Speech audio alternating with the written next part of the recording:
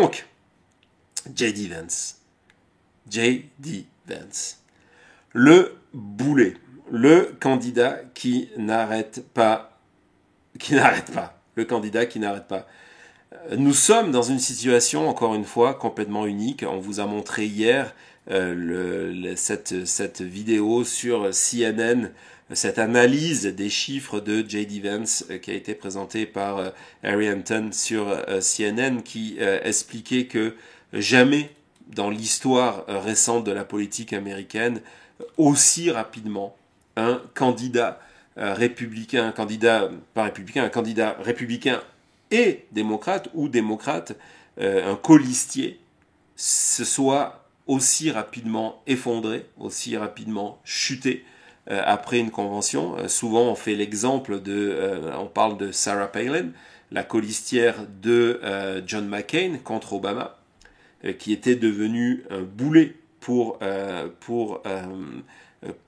John McCain, mais je vous rappelle que en sortie de la convention, Sarah Palin avait une opinion, les Américains avaient une opinion positive de Sarah Palin. Et c'est peu à peu, à mesure que la campagne a avancé, à mesure que les journalistes ont fait leur travail en révélant ses déclarations et son passé en Alaska, c'est à mesure de ses interviews elle-même où elle s'est fait piéger lors de questions où elle n'était pas capable de répondre sur, par exemple, les quotidiens qu'elle lisait, que Sarah Palin s'est effondrée.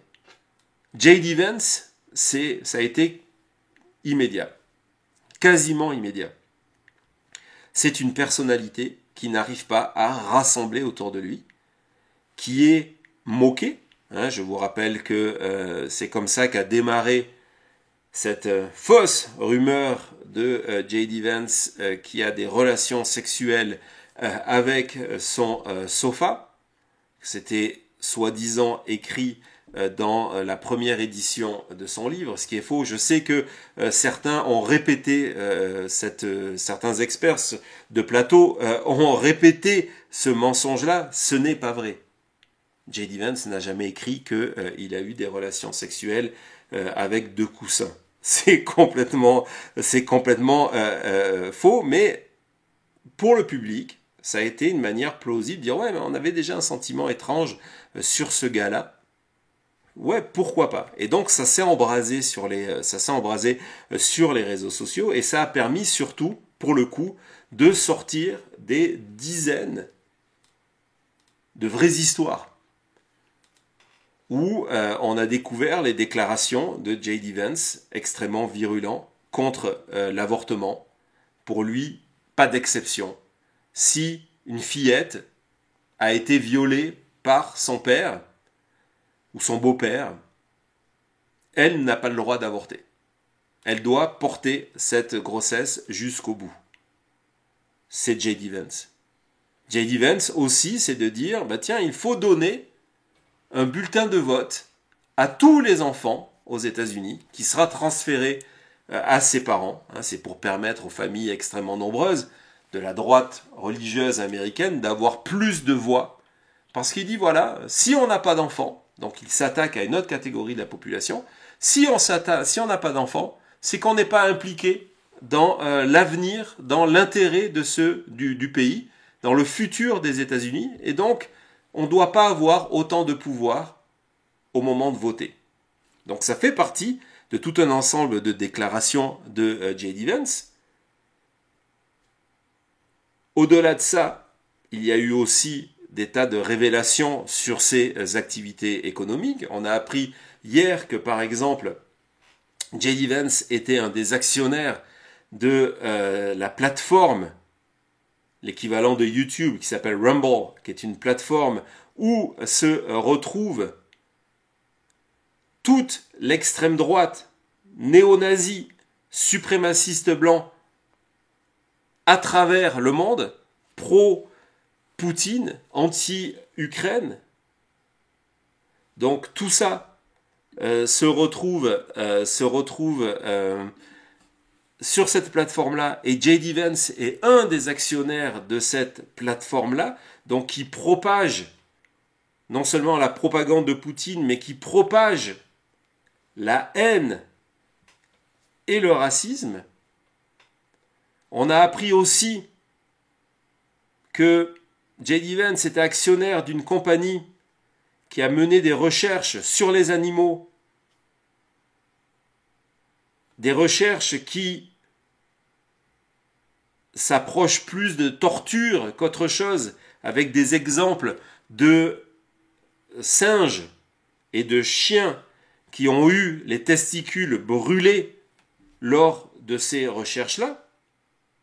Mais ce qui est fou, c'est qu'aujourd'hui, il y a tellement de choses qui sortent au sujet de J.D. Vance que simplement une partie fait scandale et imprime avec les médias. Il y a quelques jours, par exemple, ces photos qui étaient postées sur Facebook, qui ont été authentifiées de J.D. Vance, complètement saoul, en train de s'être évanoui. Hein, c'est ce qu'il dit. On va voir le post original de Facebook. Ce sont des vrais documents où il explique, oui, donc un message qui date d'il y a 17 ans. Il dit, ouais, c'est la première fois que j'étais complètement bourré, que je suis tombé dans les pommes et que je ne m'en rappelle plus.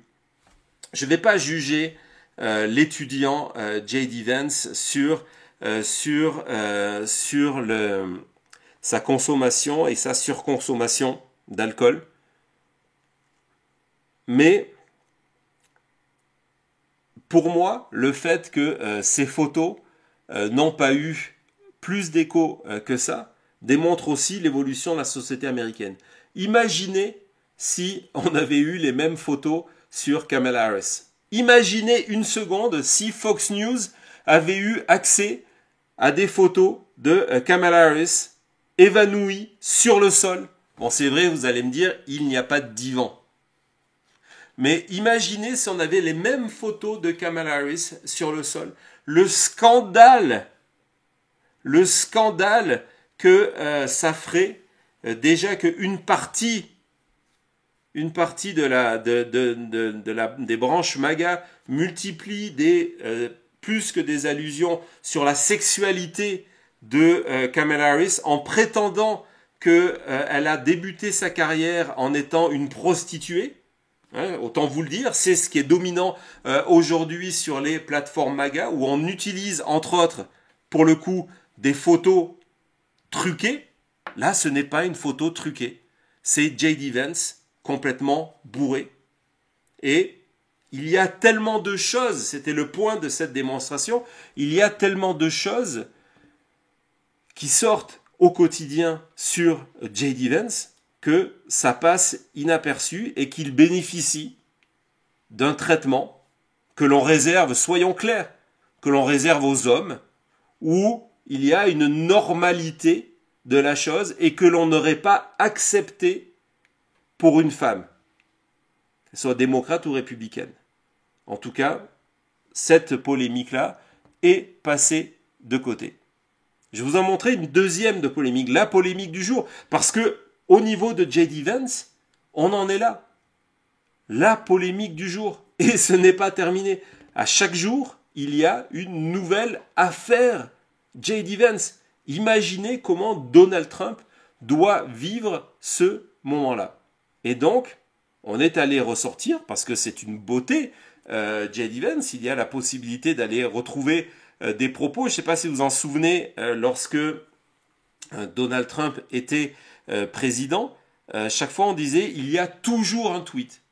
Il disait quelque chose, on allait rechercher dans ses anciens tweets le moment où il avait dit le contraire.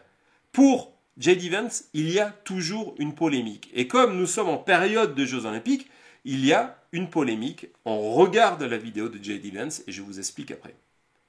Did she let down the country, do you think?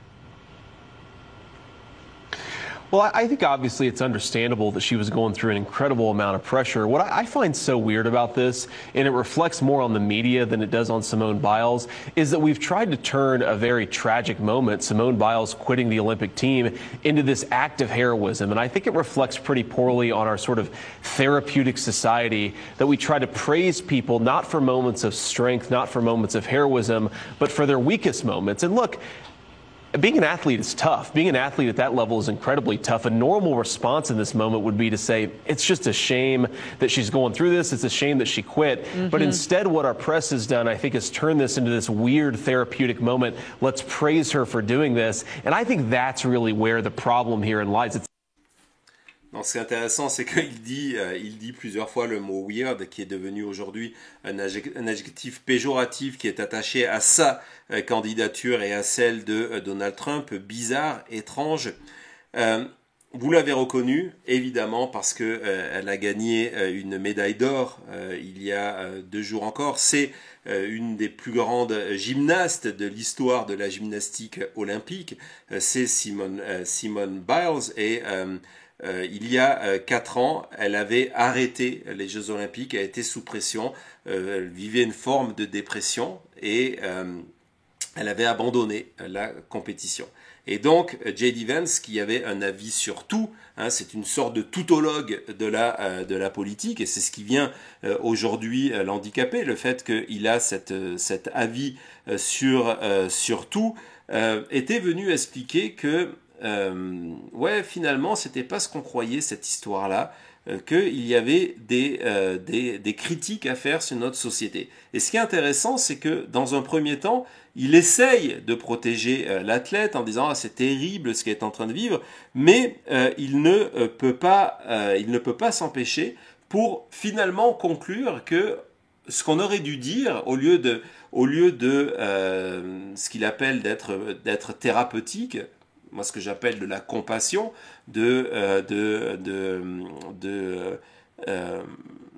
reconnaître qu'on est mentalement dans un mauvais endroit, qu'il y a trop de toxicité qui nous entoure et qu'elle ait eu la présence d'esprit, elle, son entourage, l'équipe olympique américaine, de dire non, il ne faut pas que tu te soumettes à encore plus de pression parce que ça va avoir des effets dévastateurs sur toi, et qu'elle ait eu le courage, après 4 ans de préparation pour une épreuve, de retirer d'une compétition, 4 ans de sacrifice, même plus, au lieu de mettre en avant tous ces points-là, J.D. Vance veut dire, voilà, c'est la preuve que la société américaine est faible.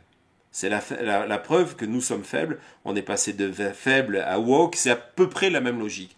Et où on voit la nature du personnage, et c'est pour ça qu'aujourd'hui ça fait polémique, c'est qu'il commence en disant « Ah, c'est pas vraiment de sa faute, c'est une tragédie qu'elle vit », pour finalement de dire « Ah non, mais à la place de dire que c'était un acte courageux d'affronter ses démons », lui apparemment il a des problèmes à affronter ses démons, mais au lieu de dire « c'était un acte courageux », on aurait pu dire que c'était une honte, it's a shame, que c'était une honte de quitter une compétition internationale à la veille d'une épreuve.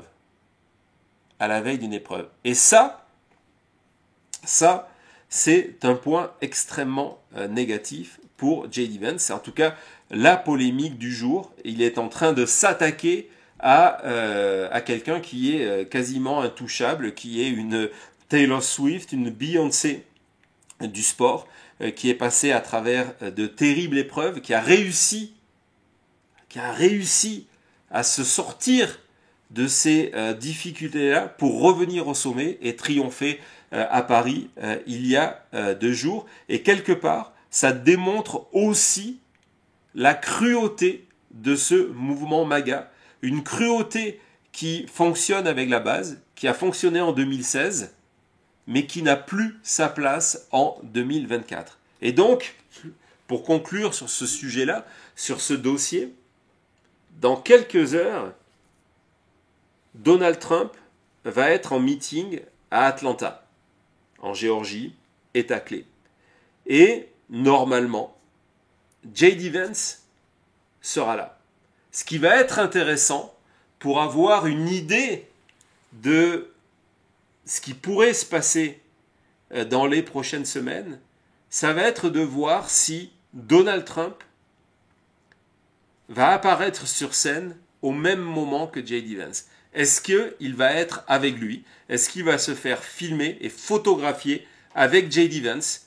Ou est-ce qu'il va continuer, ce qu'il a fait ces derniers temps, de prendre de la distance médiatique avec son colistier? Je vous rappelle qu'il y a 2 jours, interrogé justement devant l'Association nationale des journalistes noirs, il a expliqué que finalement, il a refusé de répondre à la question de savoir s'il estimait que J.D. Vance serait prêt à le remplacer immédiatement si il venait à mourir en tant que président. Il n'a pas répondu à cette question-là et il a expliqué qu'un vice-président, finalement, c'est pas aussi important. Et donc, pour revenir et conclure sur la question que l'on posait tout à l'heure de qui pourrait être le colistier qui pourrait remplacer J.D. Vance, dans un monde idéal, celui de Donald Trump, il n'y aurait pas de colistier. Ce qui intéresse Trump, c'est d'être seul candidat, seul au pouvoir, et c'est aussi une illustration du risque que représenterait une victoire de Donald Trump le 5 novembre prochain, où il n'hésiterait pas. Je vous invite à aller voir notre vidéo sur les secrets du projet 2025, du projet 2025, où il n'hésiterait pas à transformer la démocratie américaine en dictature présidentielle. Voilà. Donald Trump has been resorting to some wild lies, and some of what he and his running mate are saying, well, it's just plain weird. Weird. If Ivanka weren't my daughter, perhaps I'd be dating her. Oh, it's so weird. When he's on stage, he goes over to the flag and he hugs the flag, but it's a weird thing he does. Weird. J.D. Vance's comments about childless cat ladies is just plain weird. We're effectively run in this country by a bunch of childless cat ladies who are miserable at their own lives and the choices that they've made. Donald Trump, just plain weird. J.D. Vance, he has this idea that you should get extra votes if you have kids. Let's give votes to all children in this country, but let's give control over those votes to the parents of those children. He's been defined as weird. Weird. I love you guys. Weird. Weird is the word here. If you have a windmill anywhere near your house, they say the noise causes cancer. Her and her husband have been calling you weird. Look, I love my wife so much. Obviously, she's not a white person. Weird. That is weird behavior. I had a Diet Mountain Dew yesterday and one today. I'm sure they're going to call that racist too. Vote to keep America sane, not strange. No weirdos in the White House. I love you guys. Voilà, on ne pouvait pas résister au plaisir de vous remontrer ce spot publicitaire qu'on nous a montré hier de ce groupe de républicains contre Donald Trump. Oui, il y en a, pas beaucoup, mais il y en a qui donc ont mis en avant, se sont moqués. Et encore une fois, Donald Trump, c'est le candidat de l'autorité, c'est le candidat de l'abus de pouvoir, et la moquerie est une arme de résistance efficace à travers les siècles, à travers les âges, à travers les pays, contre toute forme d'autoritarisme, de dictature. Et donc, on voit comment ça fonctionne. Allez vous promener sur les réseaux sociaux, allez regarder sur Google comment les recherches autour du mot weird, bizarre, étrange, tout ce que vous voulez, est en augmentation. Ça fonctionne contre Donald Trump et contre J.D. Vance. Et ce n'est pas terminé. Voilà, on fait une petite pause et on se retrouve tout de suite après.